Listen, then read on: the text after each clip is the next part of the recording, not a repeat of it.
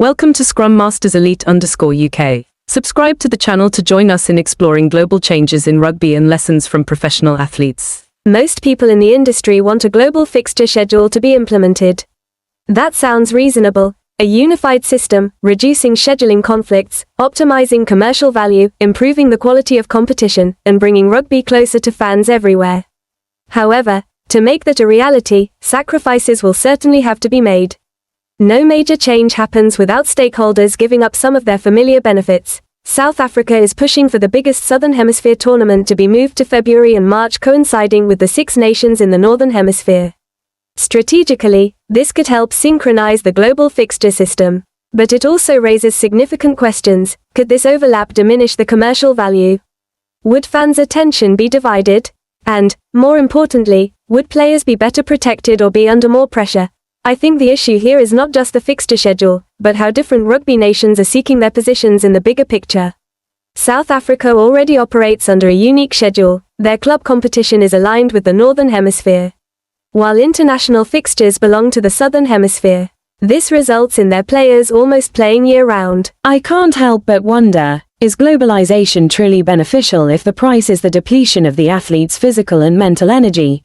Ahead of World Rugby's Shape of the Game conference, South Africa's rugby union believed they had support from Rugby Australia. However, New Zealand proved to be a significant obstacle. This shows that, in any system, there will always be differing opinions, not because anyone is right or wrong, but because each country views the issue from its own perspective. Rob Nichol, the CEO of the New Zealand Rugby Players Association, has warned his Tasman counterparts against supporting this proposal. His stance represents the voice of the players, those who are directly affected. Here, I recognize an important point. In any reform, the voices of the workers must be prioritized. If reforms only serve the organizational structure and forget about the people, they're unlikely to be sustainable. What struck me most was Beauden Barrett's open-mindedness, the star of the New Zealand National Rugby Union team. He doesn't oppose the idea of moving the Rugby Championship's location. On the contrary, he expressed willingness to embrace change if it helps develop the sport and expand its global reach. I really appreciate that attitude. Change always causes anxiety. February and March are traditionally cricket season in New Zealand, a key part of their sports culture. Imagining rugby trial matches during that time isn't easy. But Barrett said something very simple. As a player, he just wants to play. Be part of the big matches, and contribute. I see in that the spirit of a true professional athlete. Not bound by the fear of change, not reacting emotionally, but asking, if this helps develop the sport and attracts more fans, then why not?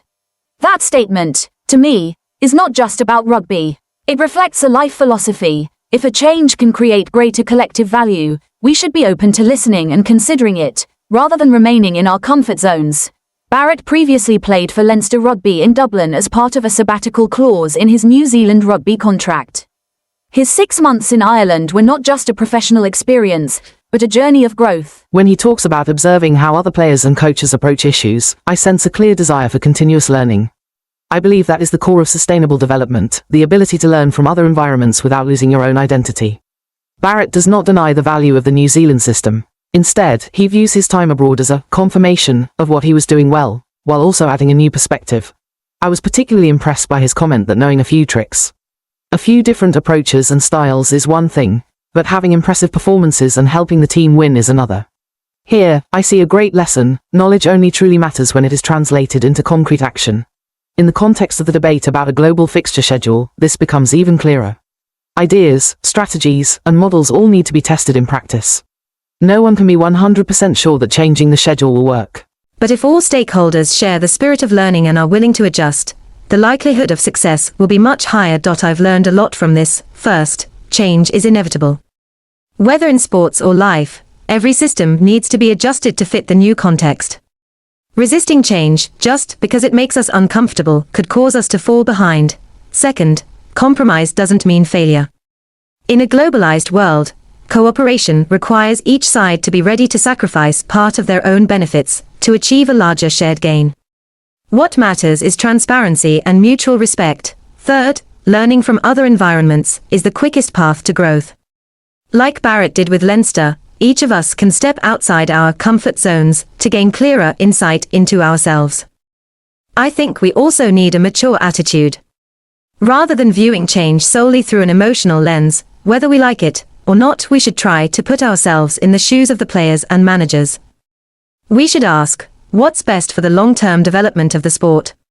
What helps the younger generation gain access to and love rugby? I don't think any side in this debate is completely right or completely wrong. South Africa has its reasons. New Zealand has its concerns. Australia has its own calculations. And the players, through representatives like Rob Nicol, have the responsibility to protect their legitimate rights. This diversity of opinions, if addressed openly, can become a driving force for improvement that I believe the future of rugby, and many other fields, will depend on the ability to balance tradition and innovation. Tradition brings identity. Innovation brings vitality. Without one, the system becomes distorted. When I think about this, I wonder, in my own life, have I been open enough to change? Am I willing to step outside my familiar habits to learn something new? Do I have enough humility to listen to differing opinions? We can learn and grow from changes, as long as we always aim for the common good. Goodbye and see you again.